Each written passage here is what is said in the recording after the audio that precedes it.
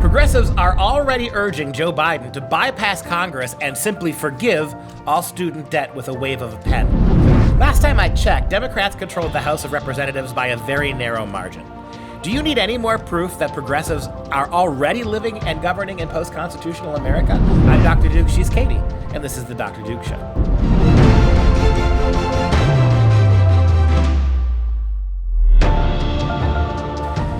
Hello, everyone, and welcome to the Dr. Duke Show, the only program that keeps you educated on the craziness impacting K-12 classrooms and college campuses around the world. Today, we start with the topic of college debt as Chuck Schumer, Elizabeth Warren, Bernie Sanders, and of course, Alexandria Ocasio-Cortez lead the charge to forgive massive amounts of college debt under the new Biden administration. And that's it, right? Wave it away. First thing you want, the staggering aspect of this is the thing they said Trump was for 4 years. He's not even in office yet, and they're demanding that Biden become that person. Well, they are exactly what they preach against, and they always have been. So they've been pushing for this always and forever, but now they got their golden pony boy potentially in the presidency, and they can just push him around, even if he is on one foot hobbling, and make him do what they want him to do. And Alexandria Ocasio-Cortez has led the charge on this one since day one because she went to Boston College, for some reason was accepted, paid all this money, got no education as is evidenced, and she wants to forgive everyone's school debt because she had to be a bartender, and life's hard. So how far back are we going to go and repay everybody else? Exactly. Reparations. Why That's this generation? Exactly. Why is this generation special? Because why this generation more than others? Calling me. Because we are the worst of the worst in terms of educated. And you're the most entitled. Right. And our financial literacy is negative 0.1 million. But basically, we've been taught and told since we were young that nothing is our fault. That's right. Nothing is our responsibility. You shouldn't have to pay for anything. Nothing but, sunshine, rainbows, and unicorns should come our way. So the fact that we have to give money, dollars, which are, money, of course, is racist, and capitalism is racist and sexist and all the other things. Why should we have to do anything, any semblance of being responsible for our own decisions? And look, you would not be doing this for this constituency if they were reliably Republican. If kids were graduating from college at a 85% Democrat voter clip, Republican voter clip, you wouldn't be doing this. My argument counter to that, just to say, is who's our parents? Who's our daddy? Who's our daddy? Who's our daddy? So it doesn't help. It's everyone's responsibility. Every generation blames the one before. And isn't it interesting that, who doesn't pay any price for this? We, the American taxpayer, will have to pay the price for this. Of course, yeah. And to say nothing of starting a really bad precedent. Because here's my thought. The only thing that is higher than American student loan debt, the student loan debt of this country is higher than the collective credit card debt of the whole nation. The only thing really higher are our mortgages. So if you can do this, why couldn't you do it for mortgages? That's coming down the road. And ordinarily, I would say, then do it. Well, because housing's a right, and they're going to just say that means $1 million house is a right. But by saying that, in the name of fairness, do it, they've won. Yeah, so here's the deal. Okay, so even if they want to say, because they're going to try and spin it, it's not, we're not going to give free college or pay debt to everyone or all of it. Where are they going to start? Well, they're starting with $50,000. Poof, we're just going to put that number up. Where do you come up with that? It's like $15 an hour. Why 15? Why not $15.50? Why not $16.50? Why not $20 million per hour? Why not kick in $50,000 for everybody's mortgage? Well, and the one thing we know for sure? You know who's going to pay absolutely no price for this? Who's going to have no? It's the colleges. The colleges who took this money when they. Is so maddeningly predictable. One of the very first things the Obama administration did, go back to 2009, one of the very first things they did was federalize most of the student loans. In other words, the feds, not banks, gave them. Because, banks are only going to loan money to people who can pay it back. You're going to be a women's studies major? I'm not going to give you $200,000 to go to Harvard. Oh, you're going to be a doctor at Johns Hopkins? Well, we'll give you a couple $100,000 for education. So that's not fair. That's not socially just. That's not inclusion. So now they started handing out, because the Fed was giving out money, the federal government, not the banks. Anybody who wanted to do underwater basket weaving got hundreds of thousands of dollars. All this debt was taken on by the universities because because they wanted the money. They lowered their standards to take that money, and they're the only ones who are not going to pay a price for this. Ooh, call on me. So that was exactly at the time I was going to go to grad school. And I hadn't, up until that point, had to do loans. And so they all of a sudden were like, here, take all the money. And I looked at what it would have ended up costing me after I graduated, because that's what a lot of kids forget to do, is think back, I have to pay it back after the fact. And I didn't end up needing to take it because I was a grad assistant and I went to school the smart way. Have them pay you, not you pay them. And so I looked and saw what I could have done, and I would have been just like all those other people. Because at the time, as a college kid, you're like, yeah, I need $25,000 to buy my books and to, have a nicer apartment. And depending on where you go to school, Ivy League or even these just big state universities, it is $25,000, $50,000 a semester, a year, whatever it may be. $50,000 in student loan debt is moderate. That's per year. Moderate, so then they look at it and they're like, okay, yeah, I'll take it out. And then they take it out the next year and the next year. And all of a sudden you're at $200,000 in debt and you're named AOC. And the thing about it, too, is that not only the universities won't suffer for this, the kids won't suffer for this. No. Because the argument that... It's not their fault. The universities have also sold them a false... They have this idea that a college degree in anything is going to make them so much money this won't be an issue. Yes. And so they're majoring in exactly the wrong things. And this was done by design. Mm-hmm. Again, remember how many times I've lectured you on inclusion. All of this is very socialist. Everyone must be able to do everything everyone else can do. Whether they can afford it or not, whether they're qualified or not, whether they care or not, everyone must do the same thing, which means everyone goes to college, even kids who can't read and write because we've social promoted them. That's inclusion. And now we're going to forgive inclusively all of their credit card, their student loan debt. And look who is leading the charge, as you've indicated. Good old Chuck Schumer from New York, New York. He recently said in an interview that I have a proposal with Elizabeth Warren that the first $50,000 of debt be vanquished. And we believe that Joe Biden can do that with the pen as opposed to legislation. The pen is mightier than the sword, I guess. So they think that day one, because on day one, as we know, always day one, Joe Biden's going to do everything. Kamala Harris is going to do everything. It's all happening on day one, so get ready for that. They're just going to wave it away by signing it on a piece of paper. Boom, your debt is gone, children. Go, be free. And who exactly is going to oppose this? There aren't enough Republicans. Oh, Republicans won't because I'm not sure they would anyway. Where you're supposed to have a spine, they don't really have one. They've been kind of lacking in that area. Again, it just begs the question. If that's what you're going to do, then how far back are you going to take it? Exactly. So I graduated 1 year ago. 6 months, literally, you take power in January, and I graduated December of this year. Yeah. I got a bunch of my students graduating December of 2020, 2021. How far back do you take it? And see, that's the thing. You can't kill it moving forward, right? You can't say, from now on, you're able to buy her up to $50,000 free. Well, but you got to go back. But how far are you going back? But for moving forward, the next step they've already said, and then we'll make college free. So then it's like, that's right. So you have to only go back, and yes, question. Well, you're going to have to go back to any student loan that has not been paid off. But I paid mine, so then what happens? Well, then you're screwed. SOL, you dominant culture, and then they'll look at you and say, well, that's white privilege. The fact that you scrimped and saved and got a second job, the fact that you were responsible, the fact that you understood economics, the fact that you actually got 2 jobs or 3 jobs to pay for that shows your white privilege. But if I'm not white? Well, then you paid it back. And then what? Yeah. Good job, little child. What are you going to do? This is what we're saying. Then you should be rewarded. Oh, then I get a bonus of some sort. If you're an African-American kid who worked all that hard and you paid for it yourself, purple people eater, then we're going to give you that $50,000 back. Excellent. Because, why not? You demonstrated initiative, which when you demonstrated it was white supremacy. When they demonstrated it, it was fighting. Yeah, overcoming the system. Well, not overcoming, buying into. Oh, buying into the system. Black kids who worked hard to put themselves through college will have abetted the system because they had no choice, right? They had been co-opted by the white system of pay for what you get. There you go. And so we're going to give the black kids this back and maybe a little extra as a way of liberating them from that paradigm.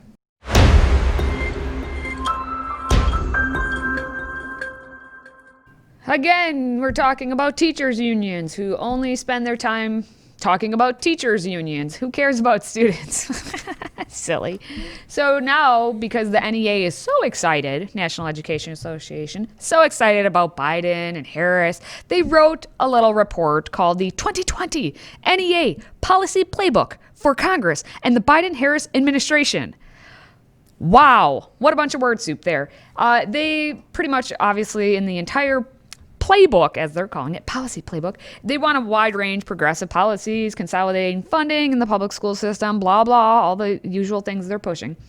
As the report states, with the Biden-Harris administration, we have new opportunities to implement policies at the federal level that will benefit the lives of our students. They mentioned students and educators locally. New relief funding will help our schools overcome the immense hurdles created by COVID-19. Fixing the public service loan forgiveness program will get educators the debt relief they were promised and ease the teacher shortage. That's not what's going to do it. Racial inequities caused by decades of unjust funding, white supremacy, and anti-immigration policies will begin to be corrected. I mean, one of the consequences, as we've said before, of turning the government back over to Joe Biden, going back to the Obama era policies and carrying them forward, is you just got to get used to this fact out there. If there's not much you can say about this, if you're white, as you said, do it the right way, try to pay back your loans. I'm surprised they don't even just do that. I mean, I would have more respect for them because they'd be honest if they made white people pay theirs back. I mean, if you do that, make the white people pay it back. I mean, you would lose voters, which is what you're doing this for. What do they care? But do it. I mean, I would have more respect for what you're doing if at least you had the guts to call it what it is. Anybody who identifies as anything other than white or anything other than heterosexual, they get the money, the rest of you don't. Wouldn't that be better? And that's reparations. You're going to try to, I guarantee you, but the Biden administration will try to give reparations on top of waiving all the student loan debt. Gosh. So instead of that, just make that the reparations. Oh, good the reparation is the stupid white kid who got in debt for college is going to be saddled with that debt. But everybody else doesn't have to be. That would be more honest if wicked, it'd be more honest about what you have planned. And they say so in as many words, yeah. Well, for the specifically policy playbook, the specific one, there are 27. How do you come up with these numbers? We don't know. 27 different issue areas for the Biden-Harris administration and Congress to address, because we know Congress is so efficient at getting anything done.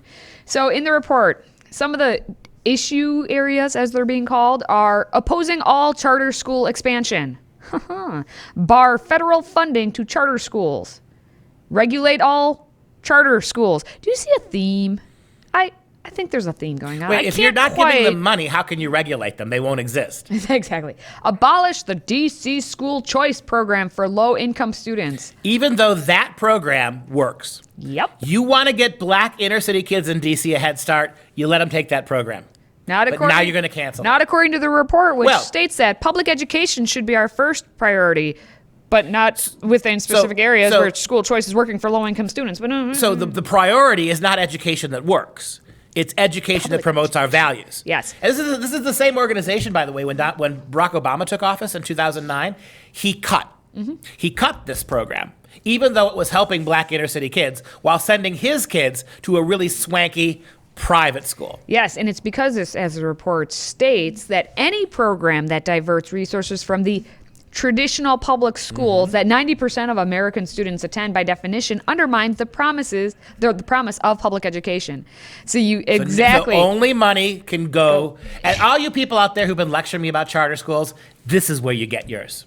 This is when I tried to warn you. They're a great idea, but if you're getting state and federal money, the day is coming, the bell is going to toll. That bell is called Harris, Kamala. That's the bell that's about to ring you down. This is, and it's even better than this, directly from the statement. Smaller class sizes, professional pay, social and emotional learning, child nutrition, it's all on the table. Yep. Get ready, the new family home is going to be the public school. And every kid will have to be adopted by the public schools. Well, and before that, they even said how this was all in a press release, and they said we must come together across political affiliations, ideologies, zip codes, and races to do what's best for our students. And they are saying it's smaller class sizes, professional pay. How is professional pay better for the students? More pay, less work. Social emotional learning. More money, less accountability. Nothing to do with their actual education. Learning to read, write, do the arithmetic. Nope. No. Nope. Nada. Finish this segment. The NEA also calls for $175 billion in additional federal emergency aid for schools in response to the coronavirus pandemic, the passage of the HEROES Act, or similar trillion-dollar stimulus legislation by Congress, and a nationwide mask mandate. We got to put that in there. We got to make sure the mask mandate's in there. Mask mandate, because, public school teachers unions say they're necessary.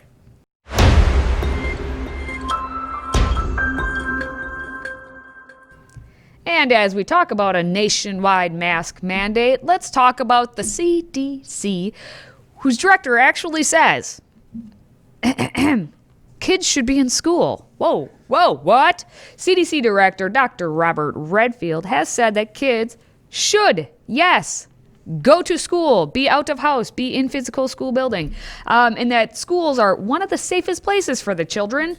And guess what? The data actually supports in-person learning. Listen to him, not me. I'm not the doctor. The truth is, for kids K through 12, one of the safest places they can be, from our perspective, is to remain in school. And it's really important that following the data, making sure we don't make emotional decisions about what to close and what not to close. And I'm here to say clearly the data strongly supports that K through 12 schools, as well as institutes of higher learning, really are not where we're having our challenges. And it would be counterproductive from my point of view, from a public health point of view, just in containing the epidemic, if there was an emotional response to say, let's close the schools. You know what? This was a data-driven point in August. You could have said the same thing in August. This truth, the truth that kids belong in school, the truth that kids are safer in school, that was true in August. That was true in September. That was true when you canceled all the public schools. That was true the whole time.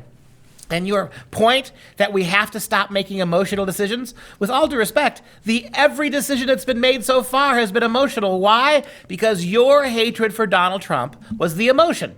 That had nothing to do with the virus, had nothing to do with data. All of this was, we're going to use this to tie a huge albatross around his neck. Do you remember? I remember. In January of this year, when everyone said Donald Trump is cruising to re-election, blacks were historically low unemployment numbers, women and Hispanics, historically low unemployment numbers, the economy was booming, somebody was standing up to China, and then came the virus.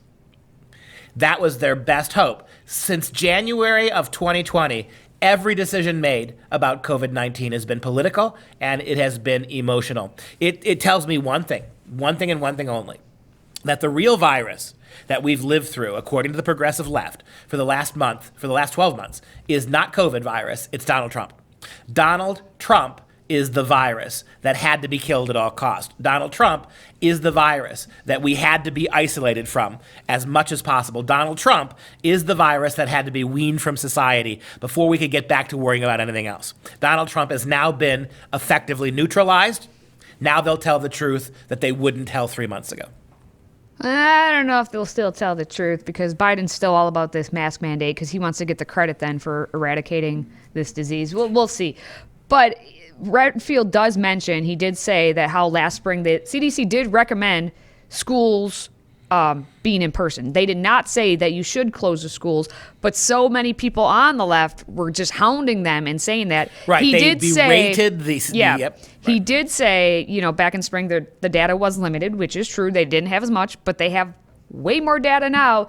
And he's saying, go face to face. And so the thing is, you could hear a pin drop in that room, because I'm guessing all the mainstream media was not in attendance, because how dare they actually learn something that was against possibly their own narrative. The media was too busy reporting breathlessly about Donald, the new cat that Biden was going to have in the news. God. Yeah, so the fact that it was so quiet in there, and the only thing you heard was the photographers because that's the only people who got sent. Well, okay, take a picture, and then we'll say, oh, the Redfield, he came out and spoke. But no one actually cares because we know how mainstream media works and what they're trying to promote and not promote. And actual data-driven things, even if it is from the CDC's own director, if it's against what they want, they're not going to run it. Exactly.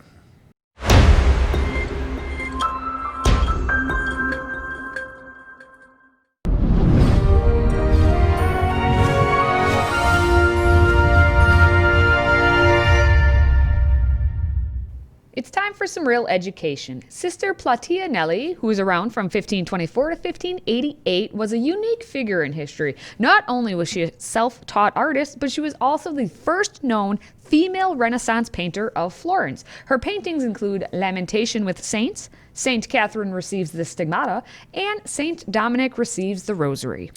Yeah, Sister Nelly was also a nun of the Dominican convent of St. Catherine of Siena and located in the Piazza San Marco, Florence, and was heavily influenced by the teachings of the radical preacher Savonarola and by the artwork of Fra Bartolomeo. She's a remarkable creature, one of the first great female paintings in Western culture, painters in Western culture. She did a very famous Last Supper, probably her most famous picture. You can take a look at it right there.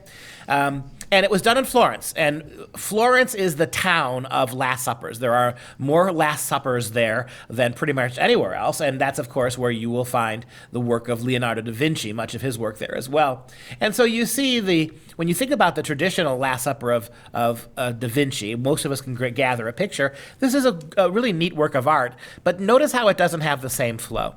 If you think about the graceful flow of Da Vinci's Last Supper, where all the characters were moving in unison. They were all turning to Christ in various degrees. They were all focusing the attention of the picture right around the figure at Christ at the center, with the exception of Judas in Da Vinci's, where Judas is the one figure pulled back, which makes a stark distinction. Take a look at this one. It doesn't quite have that flow, does it? You've got the characters at the end. Some of the characters are sitting up straight. You don't get that. You see more of a chaotic scene here, less of a unified Last Supper. This is a supper that a lot of people are out, but it's not even clear they're paying attention to each other. You have Christ at the middle, comforting. One of perhaps John, that would be, he's comforting. And you've got everybody else there.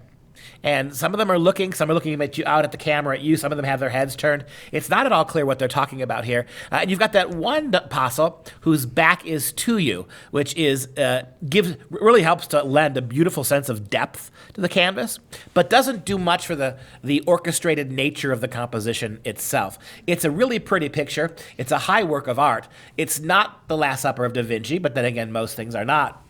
And what's most remarkable about this picture, was painted in the 1560s, is that Sister Nelly is the first woman to undertake a Last Supper. As I mentioned, Florence had the richest tradition of paintings with the theme of the Last Supper in the world. Her most significant work, because of its size and subject, it's a 7-meter long oil on canvas. The Last Supper was under restoration for a lot of years. People couldn't see it.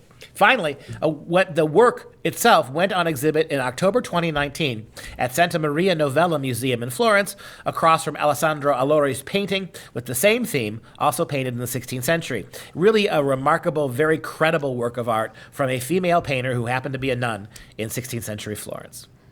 All right, before we go, just a reminder, the best way to keep up with our various shows here at Freedom Project is to follow us over on Parler. We are a lot more active over there than we are pretty much anywhere else. So take 10 whole seconds today and follow at Duke Pesta, at Katie, and at Freedom Project. Now, if you're a fan of this show, and of course you are, because you're watching it right now, please consider a one-time tax-deductible donation to support our Patriot Club, and we're going to send you an awesome tumbler as just a little thank you note from us to you. All you have to do to sign up is visit patriotclub.us. That's patriotclub.us. And now we're going to wrap things up with the fun fact of the day. It's the holiday season. Have you already shopped for my gift? I did. Kohl's really selling cheap now that Biden's president. This is true. So back in a 2016 survey, about 22%, or of the 1,000 people that responded, people said they did their shopping whilst on the loo, the toilet, in the bathroom. 22% of 1,000 people were just whatever. In the year of the COVID, I'm guessing, that percent may go up a little higher. So where do you do your shopping? And that wraps up this show. For Freedom Project, I'm Dr. Duke. She's Katie. Until next time, stay educated, my friends.